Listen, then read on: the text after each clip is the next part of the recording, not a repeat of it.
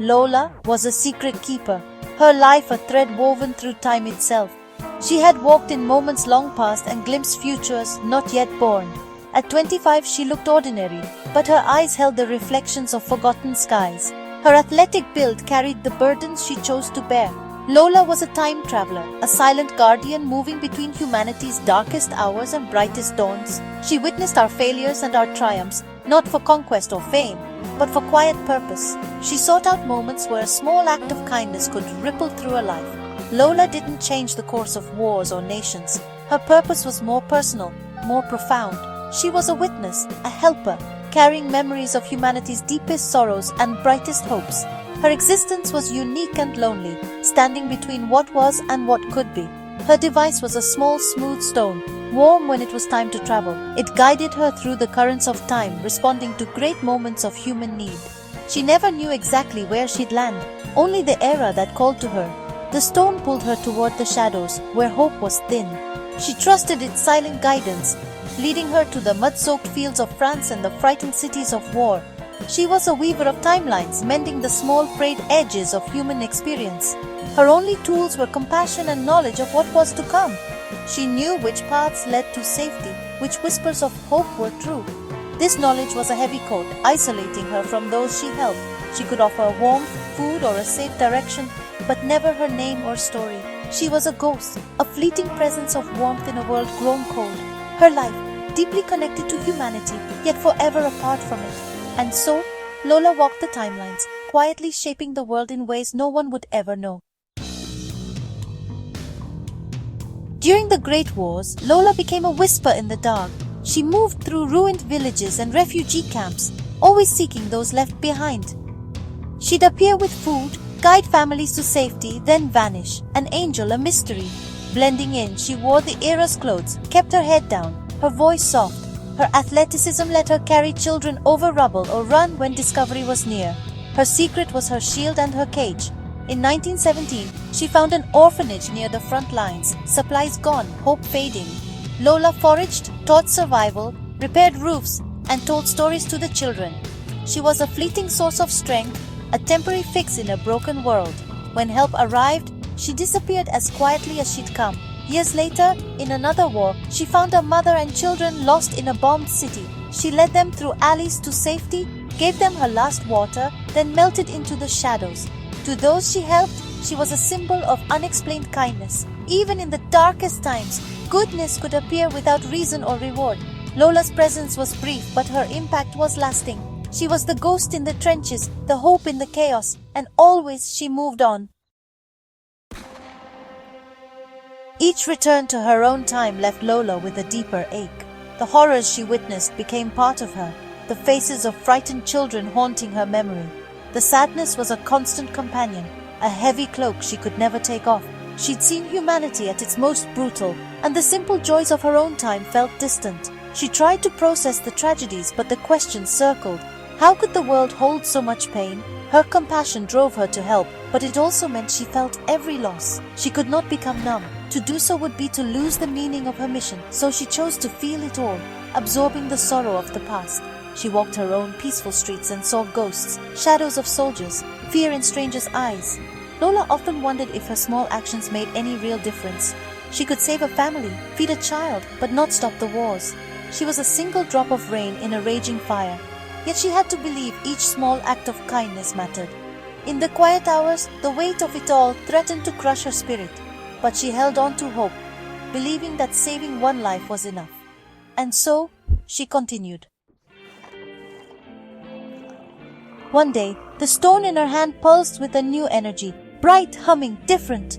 Lola closed her eyes and let it guide her. The rush of travel was smoother, lighter. She opened her eyes to a balcony overlooking a city of the future, 2055. Gleaming towers, silent vehicles, air scented with blossoms from vertical gardens. Humanity had transformed, disease conquered, bodies repaired by nanotechnology, minds enhanced. People communicated with gestures and thought. Information flowed freely. The world was built on intelligence and cooperation. She watched a vessel ascend to Mars. Interplanetary travel was reality. The solar system was humanity's backyard. The focus was on exploration, not conflict. Tribalism and nationalism had faded. People's minds were sharper, education immersive. creativity flourishing. The energy once spent on war was now dedicated to discovery. The contrast with the past was overwhelming. She had come from mud and blood, now stood in light and glass. The leap was vast, breathtaking. It was the future humanity had always hoped for, and Lola was there to witness it. The difference between past and future was a shock to Lola's system. In the past, air was thick with smoke and fear. Now it was crisp and clean. The sounds of war had become gentle music and calm conversation. She saw children playing, healthy and strong, never knowing hunger or fear. The safety of this world was a miracle, but it made the memory of the past more painful. All that suffering seemed so unnecessary from this vantage point. In the past, survival was a struggle. Here, basic needs were met for all. The focus had shifted from survival to self-actualization and exploration. Public spaces overflowed with art and music. Creativity was boundless. Humanity, freed from poverty and disease, had unlocked new expression. The greatest contrast was in the human spirit. Wars fueled by suspicion, this future by trust and empathy. Enhanced communication made conflict nearly obsolete. People collaborated on projects spanning planets. The journey from division to unity was humanity's greatest story, and Lola had seen both the beginning and the end. In this gleaming future, Lola's questions changed. The world was peaceful, healthy, advanced. But was it perfect? She sensed a strange absence, something lost when struggle was gone.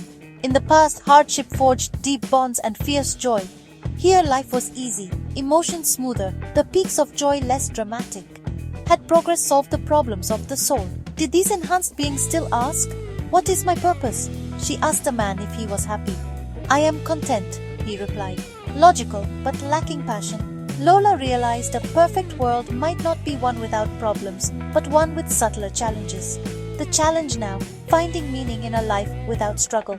Even in paradise, the search for purpose remained, and that, she thought, was humanity's next frontier.